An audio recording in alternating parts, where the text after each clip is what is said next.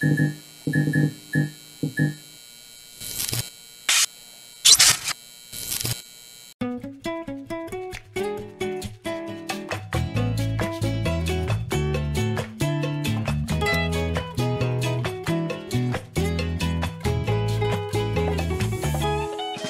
Sobat Tani sekalian, kembali lagi di podcast W Talk.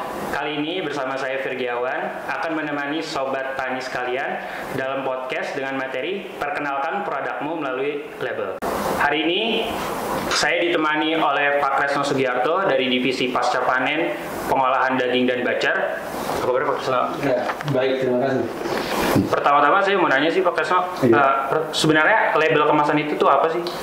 Label itu adalah suatu tulisan, bisa bentuknya gambar, bisa bentuknya kedua kombinasi itu yang ditempelkan kepada kemasan, di mana tujuannya itu untuk menginformasikan kepada konsumen atau memperkenalkan kepada konsumen tentang produk yang kita buat. Jadi biar konsumen itu tahu nih, ini produk apa sih? Nah, itu di awal perkenalan itu yaitu dari label itu sendiri, seperti itu.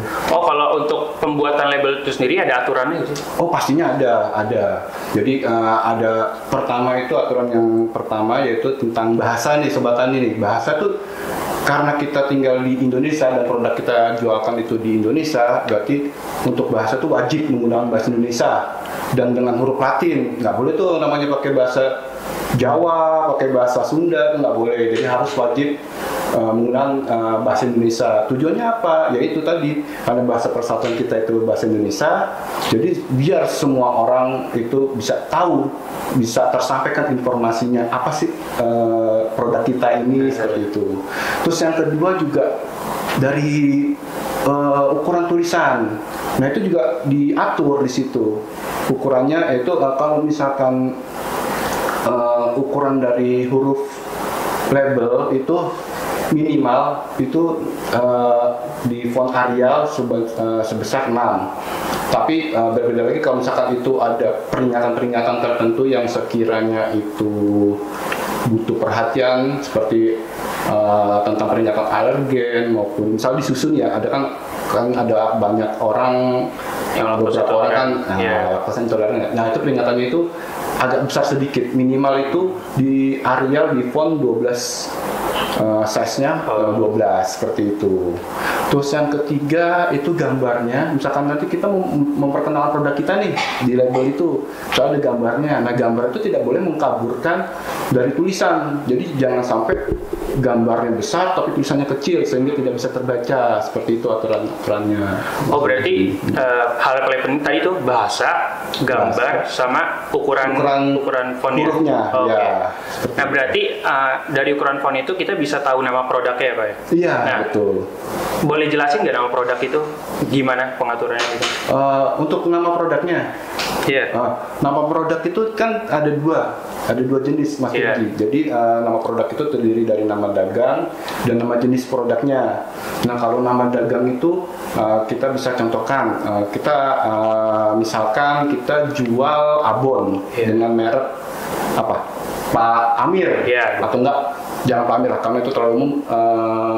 Daing, misalkan dari Makassar, misalkan produknya itu misalkan Daing Ujo, katakan. Nah, itu nama dagangnya itu Daing Ujo.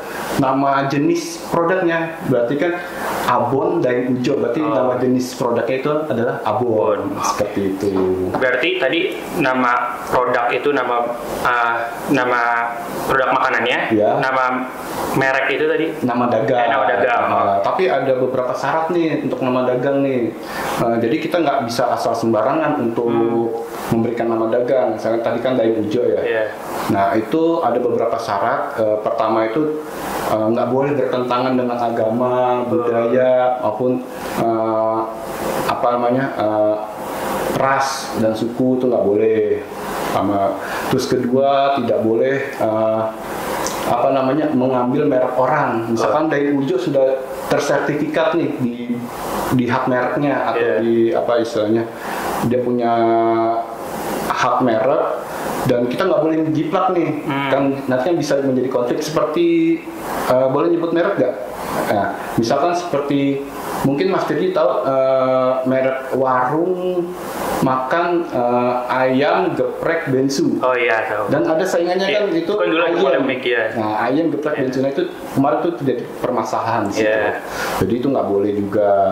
Terus harus ada pembedanya gitu. Makanya akhirnya kemarin tuh pembedanya kalau misalkan di geprek yang punya artis si bensu itu ayam dan saingannya menjadi ayam seperti itu. Nah, itu sudah boleh seperti itu.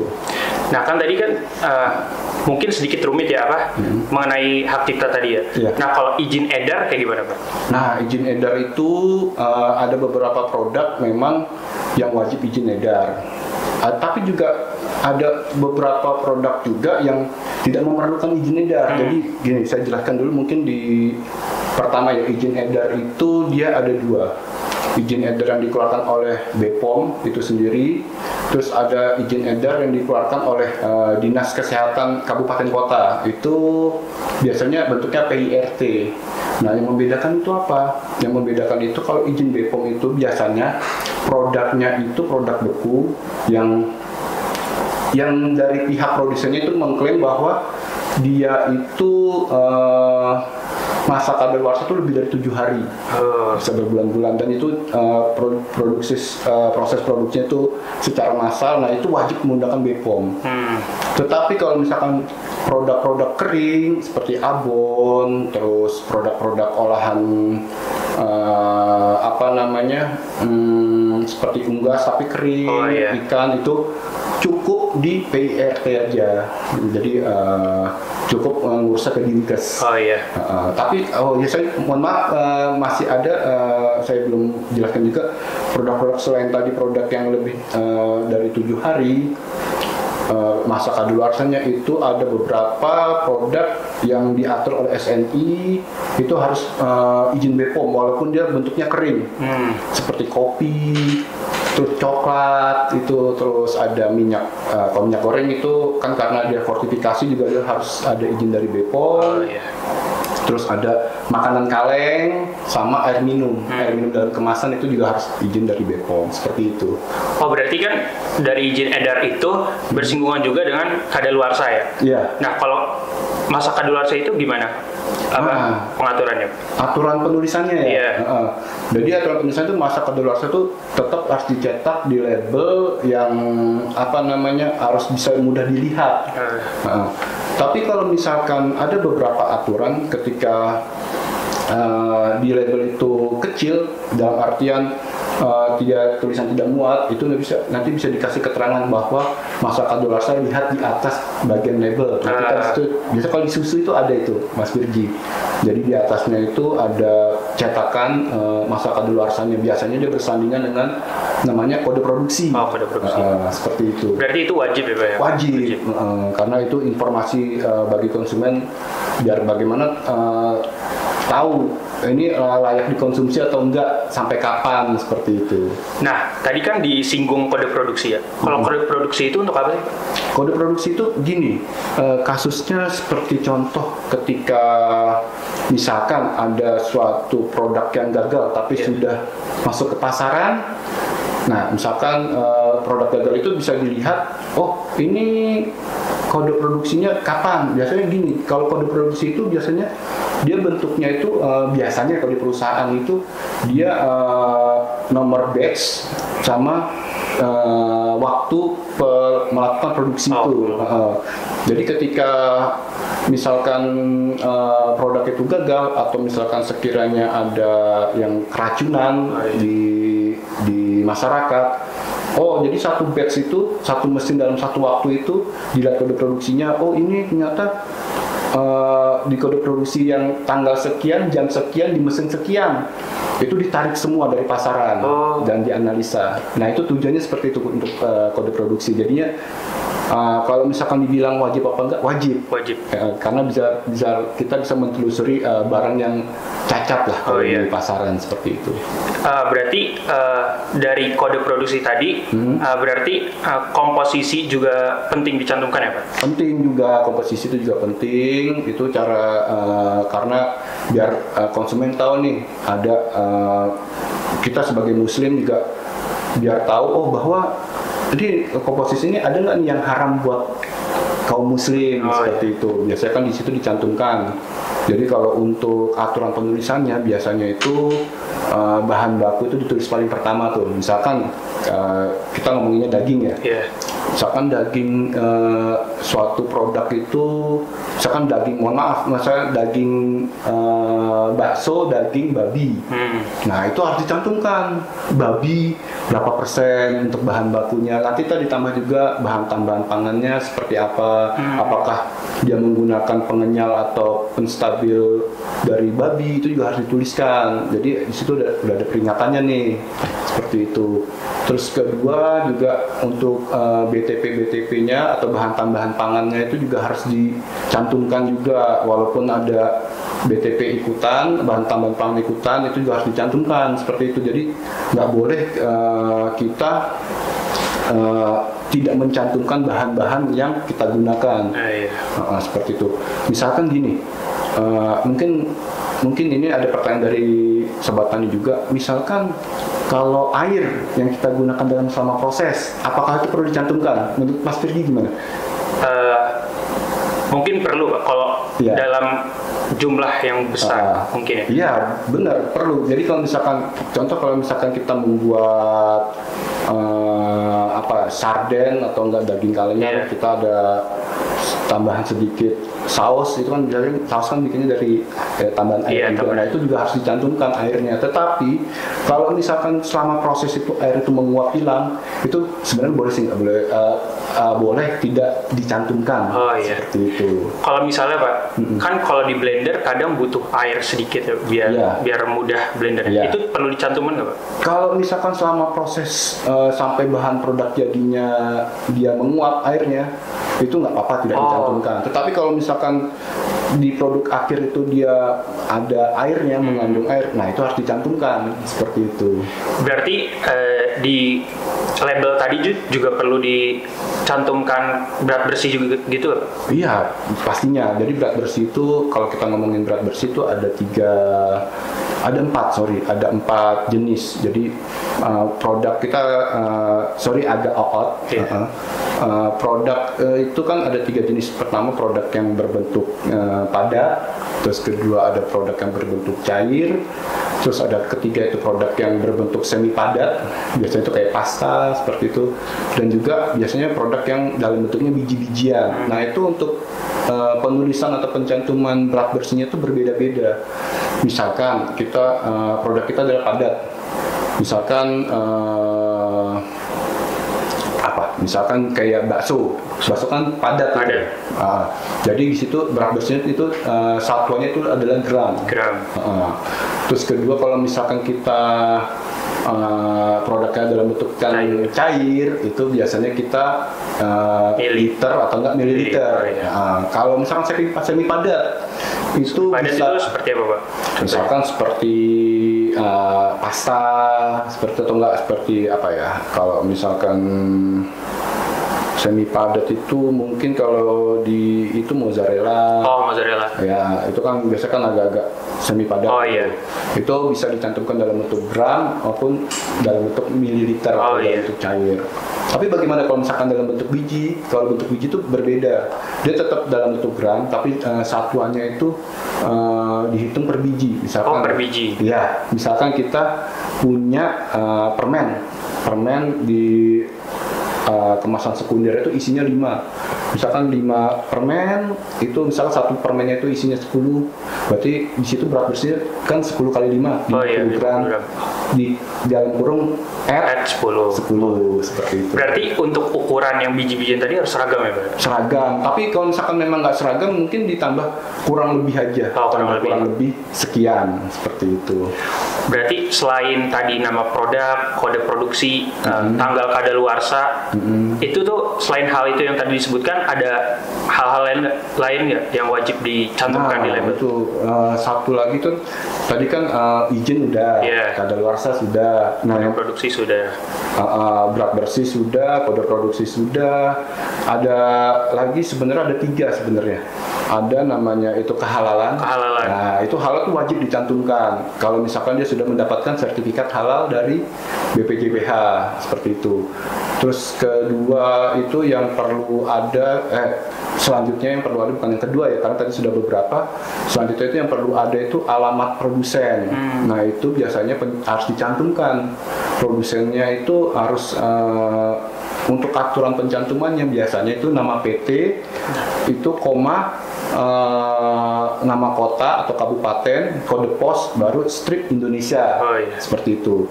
Tetapi kalau misalkan itu kan mungkin kalau Mas Virgiawan tahu namanya Yellow Pages?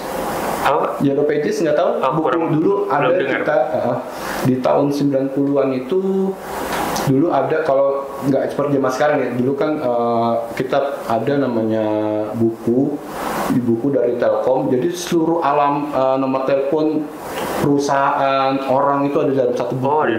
Iya. Dulu kan kita nggak ada zamannya HP ya, itu biasanya itu ada nomor telepon sama kode posnya. Nah, itu berdasarkan itu. Kalau sekarang udah mudah ya Pak? Udah mudah karena tinggal ini aja ya, cari di internet. Nah, itu kalau misalkan tidak ada di directory dari Yellow Pages, biasanya itu pakai alamat lengkap aja. Jadi jalan CV atau enggak PT apa, jalan apa, kode pos apa, seperti itu. Nah, kan kalau tadi yang wajib ya Pak dicantumin di label. Nah, kalau ada larangan-larangan nggak sih Pak yang dicantumin? Itu ada beberapa larangan. Pertama itu untuk di kemasan itu nggak boleh kita mencantumkan gambar tokoh atau pejabat publik. Misalkan kita punya produk itu untuk kesehatan, ya itu nggak boleh kita namanya mencantumkan pejabat, misalkan presiden gitu, biar produk kita laku, itu nggak boleh. Pertama itu. Terus kedua juga nggak boleh pakai menggunakan tokoh umum, misalkan tokoh, kalau produk yang sekarang tahu produk minuman yang tokohnya gambar pemain sepak bola, Rizky Ridho, itu nggak boleh sebenarnya. Tapi kalau misalnya sudah dapat izin yang dari bersangkutan itu boleh, nggak apa-apa. Terus ketiga tidak boleh menggunakan gambar visualisasi yang berlebihan. Maksudnya apa berlebihan? Misalkan di situ susu kental manis, kan kita tahu nih, susu kental manis kan itu bukan susu tuh. Nah, itu kalau misalkan dia pakai gambar anak-anak, itu nggak boleh, karena nanti persepsinya orang tuh seolah-olah tuh susu itu buat anak-anak, padahal kan sebenarnya kan bukan pengganti susu atau ASI ya, itu nggak boleh. Terus kedua, itu nggak boleh menyinggung namanya ras, ya.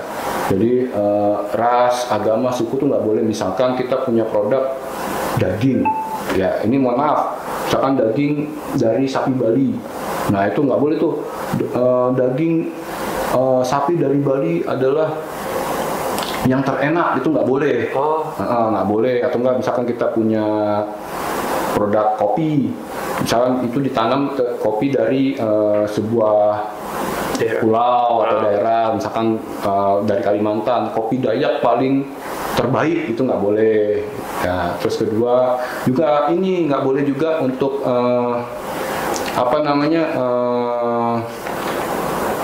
untuk kopi Dayak yang terbaik, itu juga nggak boleh. Jadi kan juga nggak boleh mencantumkan yang terbaik, terenak, itu nggak boleh. Terus kedua juga tidak boleh di kemasan atau di labelnya itu mencantumkan merendahkan produk-produk lain yang sejenis. Misal kopi ini enak, yang lain lewat, itu juga nggak boleh, seperti itu. Terus juga untuk larangan yang selanjutnya itu juga nggak boleh namanya ada bahan-bahan yang sekiranya itu bahan itu ada tapi jadi dicantumkan, seperti yang tadi kita bilang di daftar bahan itu, juga nggak boleh. Misalkan di situ ditulis tanpa bahan pengawet, tapi di daftar bahannya ada nama gula. Yang kita tahu kan gula itu kan salah satu pengawet. Pengawet, karena pemurniannya itu melalui namanya belerang dioksida kan. Nah itu nggak boleh, karena itu belerang dioksida itu juga salah satu bahan tambahan pangan yang ikut dari bahan tambahan pangan dari si gula itu. Seperti itu juga nggak boleh.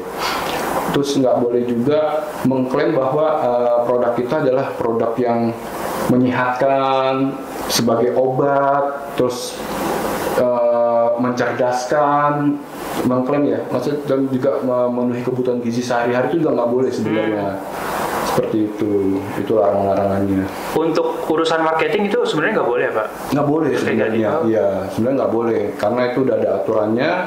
Karena nanti kenapa kalau misalkan kita ada label yang salah yang tidak sesuai dengan apa namanya klaimnya, nah itu bisa dituntut seperti itu karena memang udah ada aturannya seperti itu.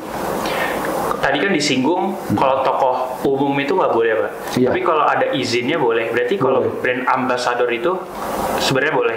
Boleh. Yang penting kita jangan bikin produk kata misalkan Mas Virgi punya produk nugget. Iya. Terus dikasih foto Lionel Messi misalkan gitu. Padahal Mas Virgi tidak ada izin dari nah itu tidak boleh. Kecuali misalkan ada tanda tangan kontrak sama Lionel Messi, perjanjian ya itu baru boleh seperti itu. Nah kan biasanya di label kemasan itu ada barcode gitu ya. Iya. Nah itu wajib dan kalau wajib itu fungsinya buat apa? Oke.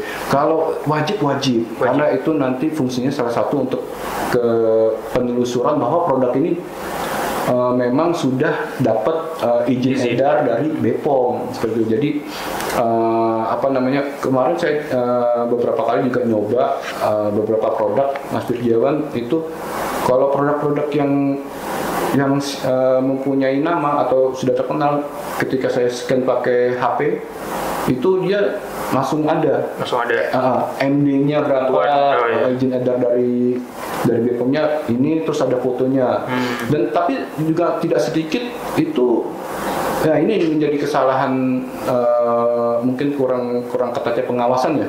Kemarin juga ada beberapa produk itu juga ketika saya scan barcode-nya itu tidak terdeteksi. Jadi dimungkinkan mungkin ya saya nggak tahu ya mungkin apa belum dimasukkan ke situsnya BPOM atau bagaimana seperti itu.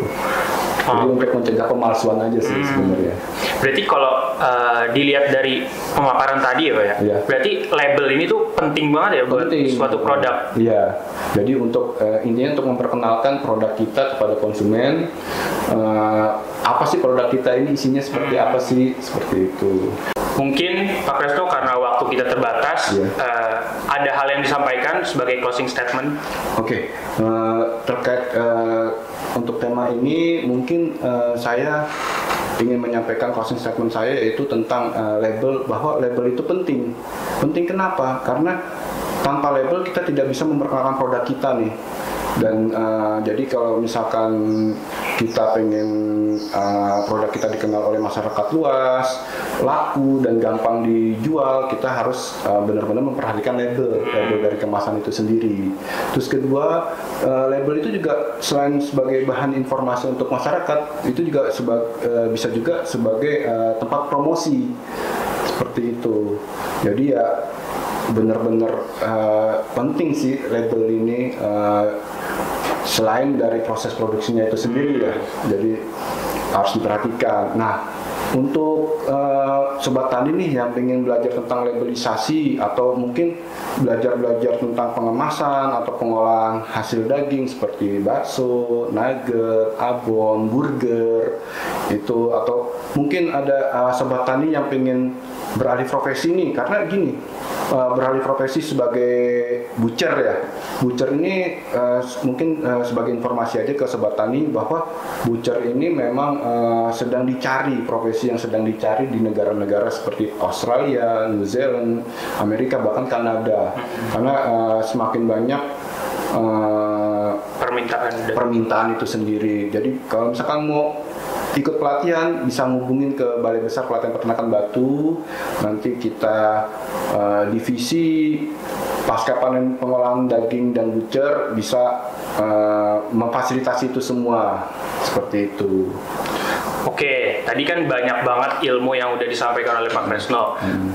Tapi karena waktunya terbatas, mungkin ada dari Sobat Tani sekalian yang punya pertanyaan lebih lanjut, bisa hubungi kontak di bawah atau bisa juga komen di kolom komentar. Nah, terima kasih sudah menonton. Untuk para Sobat Tani sekalian, jangan lupa saksikan W Talk edisi selanjutnya. Terima kasih.